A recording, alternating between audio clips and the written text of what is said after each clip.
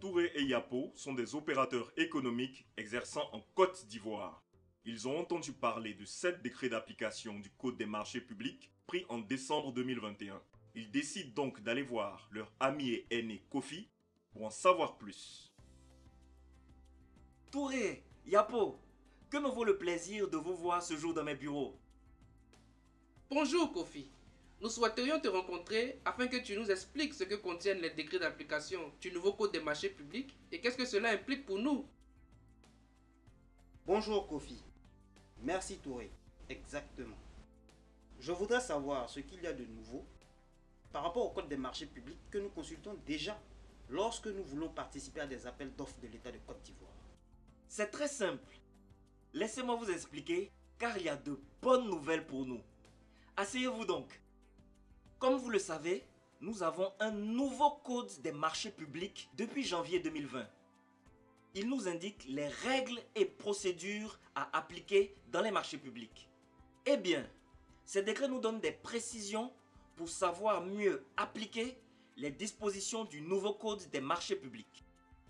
Je vois, mais je n'ai toujours pas compris ce que ces décrets apportent de nouveau. Sois patient, Yapo.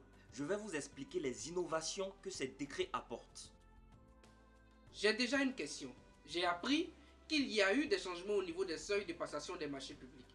De quoi s'agit-il? Bonne remarque. En effet, les changements ont eu lieu au niveau des seuils de passation, de validation et d'approbation. Il faut d'abord noter que les dispositions relatives à l'appréciation des seuils sont alignées à la vision du budget programme.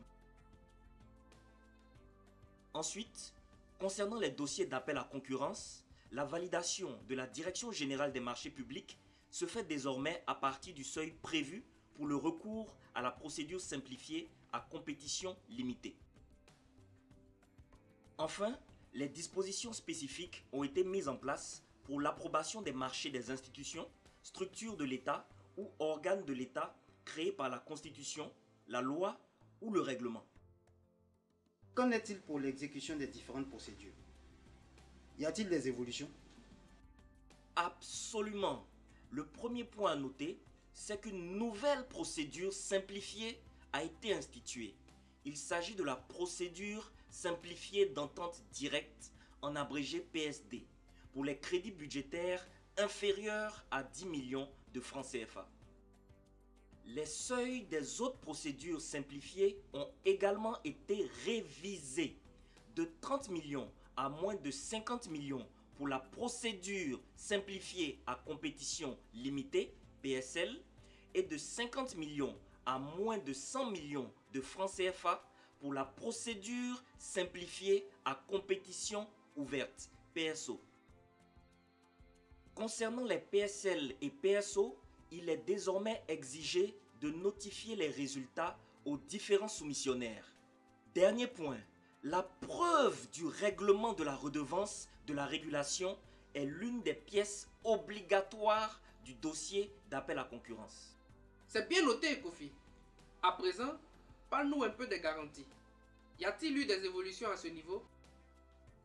Eh bien oui, plusieurs innovations ont été mises en place pour faciliter l'accès des marchés publics aux soumissionnaires. D'abord, au niveau de la forme de la garantie. Auparavant, il était question d'une garantie de soumission selon un seuil précisé. Désormais, une simple déclaration de garantie suffit. Toujours sur le même sujet, il faut savoir que les consignations se font dorénavant auprès de la Caisse de dépôt et de consignation de Côte d'Ivoire, en abrégé CDC-CI. N'y a-t-il pas d'entreprises qui en sont exemptées?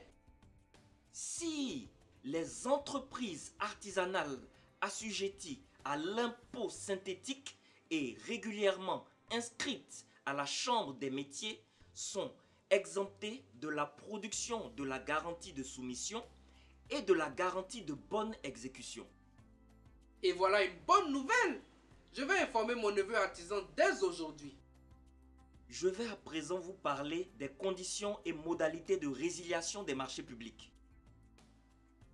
Tenez-vous bien, désormais, le titulaire du marché peut lui aussi demander la résiliation d'un marché public. Ah bon? C'est une première ça. Auparavant, seul le maître d'ouvrage pouvait le faire. Tu es bien informé, Yapo. Désormais, tu pourras aussi le faire en tant que titulaire d'un marché si tu fais face à un défaut de paiement et à la suite d'une mise en demeure restée sans effet pendant 3 mois. Tu avais raison, Kofi. Ces décrets apportent plusieurs innovations. Je suis bien curieux de savoir quelles sont les évolutions au niveau des sanctions en cas de violation de la réglementation des marchés publics. Alors mon cher Yapo, sache qu'une entreprise qui a purgé au moins la moitié de sa sanction d'exclusion de 2 ans ou qui a purgé au moins 5 ans de sa peine d'exclusion définitive peut être réhabilitée par l'autorité compétente. En somme, seule cette autorité peut décider que l'entreprise est à nouveau habilitée à participer à des appels d'offres. Merci pour toutes ces précisions, Kofi. Yapo, tu as vu? Nous avons bien fait de venir voir Kofi. Il y a longtemps qu'il est dedans.